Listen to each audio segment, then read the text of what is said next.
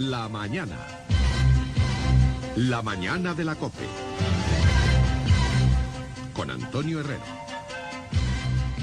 Tengo un recuerdo bastante imborrable de mi infancia, que es el de despertarme por la mañana y escuchar el sonido de la radio. La radio que habían encendido por otra parte mis padres en la cocina de casa, que a esa hora se mezclaba ya con el olor a café del desayuno y que llegaba así hasta mi habitación. Al otro lado estaba Antonio Herrero.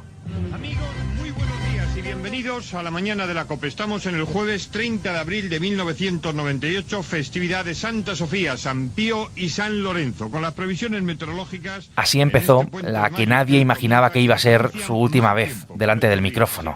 Ahora se cumplen 25 años. Soy Javier Atard y hoy es viernes, es 5 de mayo. Estoy hablando de viento, de lluvias. El Mundo al Día, un podcast del Mundo. Toda España, salvo en Andalucía, en Valencia y Murcia, donde van a... Primera hora. Servicios informativos de la cadena COPE.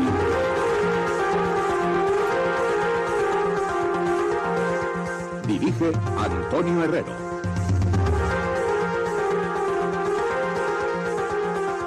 Antonio Herrero llegó a COPE en 1992. Allí presentó Primera Hora y luego La Mañana. Venía de Antena 3 con el primero de la mañana, antes del famoso antenicidio, y así llegó a COPE, en una especie de definición de cómo era. Sin una mirada atrás de rencor ni de recuerdo, con todos los objetivos puestos en mirar hacia adelante y trabajar con un solo objetivo: servirles diariamente, como hemos venido haciendo en otra cadena de emisoras. Ahora, a partir de ahora en la COPE, toda la información del día, con absoluta independencia, con absoluta libertad. Hacía radio de autor, cambió muchas cosas en la forma de hacer periodismo y fue líder de las mañanas, pero todo se acabó hace justo 25 años. Una de las personas que más conocía a Antonio, de sus más cercanos, compañero, colaborador y amigo, es Federico Jiménez Los Santos, presentador de Es la Mañana de Federico en Es Radio y columnista de este periódico. La muerte de Antonio Herrero supuso para todos nosotros un golpe brutal que por desgracia vino con toda la novelería habitual que se produce en estas muertes súbitas de gente tan joven y tan exitosa. Lo fundamental es que Antonio fue una persona profundamente molesta para el poder. No solamente lo echaron de la radio y cerraron la radio en la que se había convertido en el número 1 de las mañanas, sino que además lo iban a echar un mes después de morir. Cuando Antonio muere el 2 de mayo del 98, pues le quedaba un mes más o menos en la COPE de que entre el PSOE y Aznar y Campechano y los obispos catalufos lo echaran también de la COPE. ¿Por qué era tan importante Antonio?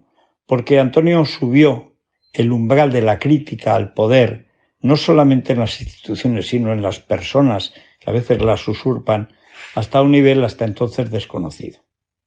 La técnica de Antonio la había cogido de José María García, que hacía una especie de periodismo deportivo de autor, en la que lo importante era escuchar a García. Luego además hablaba de la Federación y de Pablito, Pablete y los árbitros, bultos sospechosos, etcétera, ahora más sospechosos que nunca.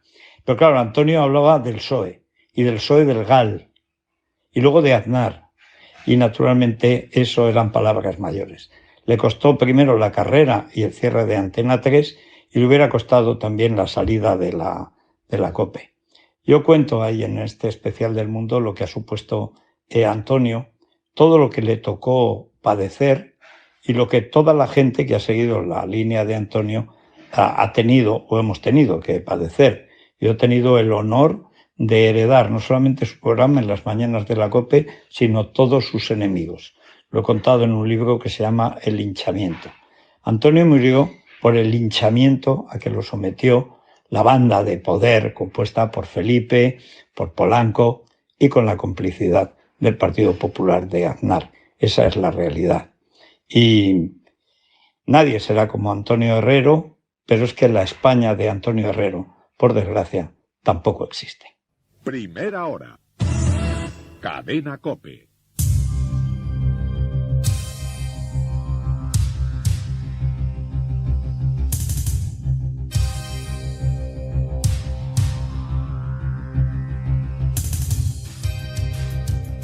Pilar Vicente fue más de una década su subdirectora en Antena 3 y en la cadena COPE.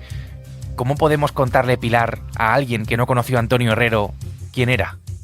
Hola Javier, ¿cómo estás? Mira, la pregunta es sencilla pero complicada a la vez. Recientemente he estado dando unas clases en el máster de la Complutense que tenemos con Telemadrid. Y cuando yo preguntaba quién era Antonio Herrero, nadie sabía quién era Antonio Herrero. Tampoco sabían quién era Martín Ferrán, ni quién era Iñaki Gabilondo, cosa que me dejó muy sorprendida. Pero para la gente que nos lee, que nos escucha, que nos ve, Antonio era sencillamente un periodista de raza, intuitivo, que en una línea y media de una información, en un breve de un periódico, encontraba esa noticia que a lo largo del día luego iba a rebotar en las demás redacciones. Buscábamos las reacciones de los entrevistados, de los políticos, de los sindicatos, de los líderes sociales. Ese era Antonio, con mucha libertad, con mucha independencia y muy peleón, muy peleón. Entre los periodistas hay algunos que no fueron deportistas y hay bastante mala gente y gente corrupta y gente que está en el periodismo por intereses, al servicio de las empresas, al servicio de los partidos, pero como ocurre en otras profesiones, no somos distintos ni de los políticos ni de... Era una de las figuras más importantes de la radio española. Agitaba y conmovía, casi a partes iguales, pero lo que fue Antonio, también casi por encima de todo, fue un periodista crítico, incisivo, un periodista independiente. Esto es lo que les decía a unos estudiantes de periodismo que lo estaban entrevistando en su momento. Antonio, Pilar, fue, como decía Federico, sobre todo un periodista bastante incómodo para el poder. ¿Cuándo se puede ser luchador un periodista por defender sus ideas o sus principios? Pues hasta el final. Desde luego, Javier, que era un periodista incómodo con el poder. Hay una frase que yo siempre la recuerdo mucho en estas clases en la universidad y que la tengo también como lema mío. Cuando le preguntaban cómo había que tratar al poder, él decía: al poder hay que tratarle correctamente mal. Es decir, contamos lo que hacen y criticamos lo que hacen mal, ya sean de un lado o de otro. Por eso tuvo luego tantos problemas, o por lo menos tuvimos situaciones incómodas. Y desde luego que era un periodista incómodo porque decía las verdades del barquero, la que muchas veces a los políticos no les gusta escuchar. Así que era, digamos, ese periodista de raza, y que además tuvo asuntos que le marcaron especialmente: la denuncia de asuntos de corrupción, la puesta en marcha de tertulias que a veces resultaban incómodas. Recuerdo la tertulia que teníamos de Santiago Carrillo, Ernest Lluch y Miguel Herrero de Miñón. Con las mujeres teníamos a Celia Villalobos, a Isabel Tocino, a Paca Sauquillo, las clásicas de la política en ese momento. Poníamos en marcha las tertulias con gente de toda adscripción ideológica y luego también de los distintos medios de comunicación. Allí entraban todos y todos venían con ganas porque además se debatía, y de qué manera se debatía. Y Pilar, tantos años a su lado, ¿cómo era con su equipo? ¿Cómo era Antonio con vosotros? En lo personal, en el lado humano, pues Antonio era una persona muy comprometida con su gente, defender a su equipo por encima de todo. Algún que otro problema tuvimos, pues lo típico en tu vida personal, pues que necesitabas un aval, y el primero que estaba ahí para darte ese aval era Antonio. Era generoso, era muy humilde, pero era una fuerza de la naturaleza. Nos ponía, por ejemplo, por decir algo, a José María García, que lo teníamos al lado en redacción, y siempre decía él, con la admiración a José María García: fijaros cuando llega y cuando se va. Es el primero en llegar y el último en irse.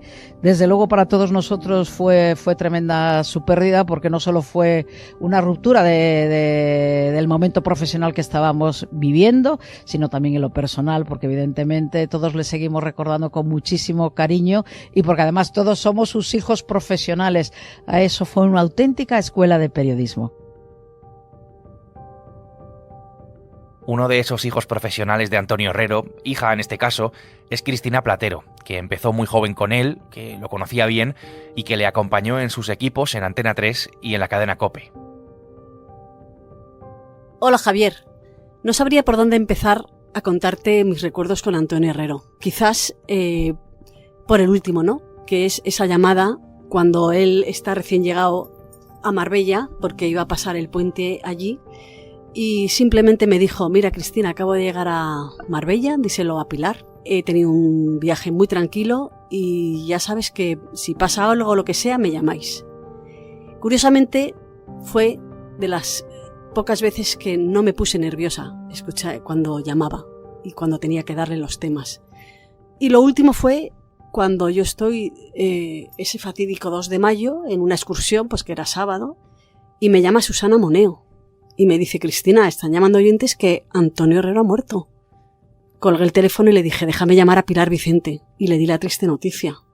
Al poco ella me llamó y me lo confirmó.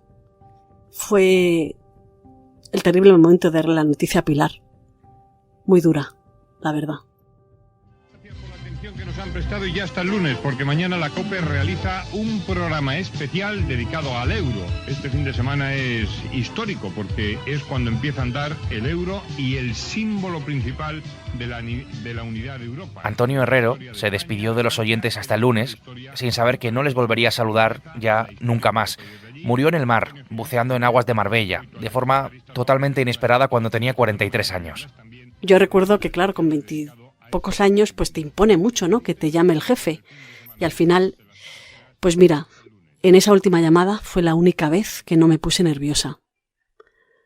Y la tengo grabada a fuego, la verdad, desde aquel día. Y me enseñó, cuando me sentaba a hacer alguna información con él, te decía: que te entienda tu madre. Y ese es el mejor consejo que me han dado sobre todo para hablar en la radio, ¿no? Tú estás hablando para tu madre.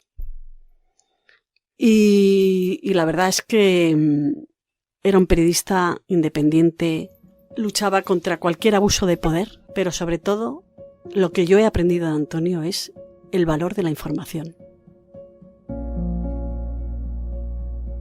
Cristina Pecker era su mujer, madre de 4 de sus 5 hijos. Hemos hablado de la parte más profesional, más periodística de Antonio, pero me gustaría que me contaras, Cristina, cómo era en lo personal. Hola, Javier. Antonio en casa era una persona muy cariñosa, aunque fuera de casa no lo expresaba, o sea, era siempre de puertas para adentro. Le encantaba estar con los niños, especialmente con los 2 últimos, porque es cuando tenía más tiempo. De hecho, con mi hija la tercera se le caía la baba absolutamente. Y era una persona súper divertida, porque siempre se le ocurrían cosas que hacer. Le encantaba la música, tocaba la guitarra, empezó a aprender a tocar el piano, pero no tuvo tiempo y lo dejó. Le fascinaba el rock, y nosotros al principio bailábamos muchísimo rock en casa, nos poníamos como locos a bailar, luego ya eso se fue pasando y dio lugar a otros asuntos.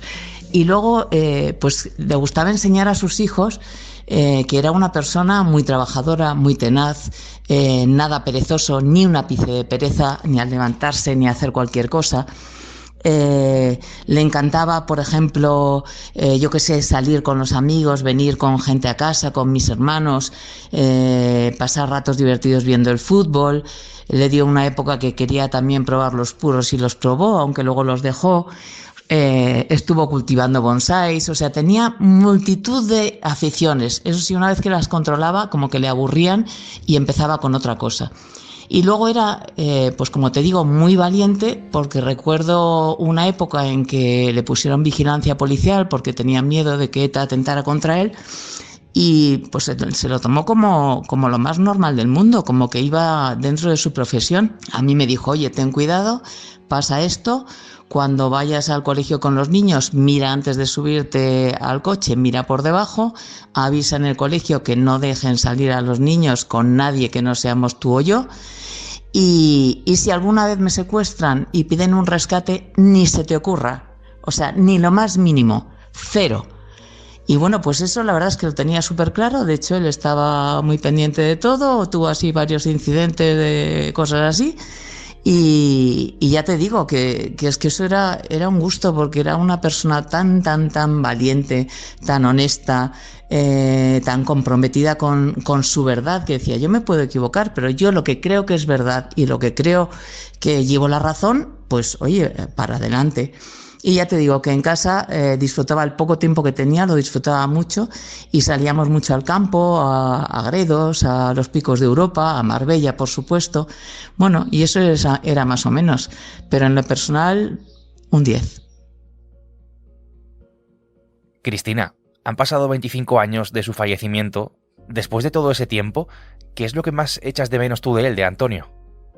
¿Qué te voy a contar después de 25 años? Pues que le sigo echando mucho de menos, especialmente en los ratos que teníamos de ocio, en los tiempos libres, que disfrutábamos de los niños, de salir a cualquier lado, pero también muchísimo en el día a día, cuando él se levantaba, que al principio yo me levantaba y le preparaba el desayuno, siempre decía, luego ha dejado de hacérmelo, pero al principio nos levantaba muy prontito, yo le preparaba un desayuno pequeñito, y siempre se levantaba, pues como lo escuchabais vosotros, como un auténtico torrente, con una fuerza y una vitalidad y unas ganas de hacer cosas y una frescura y un entusiasmo por todo. Pues todo eso lo echo mucho de menos, porque la verdad es difícil de encontrar una persona con esas cualidades.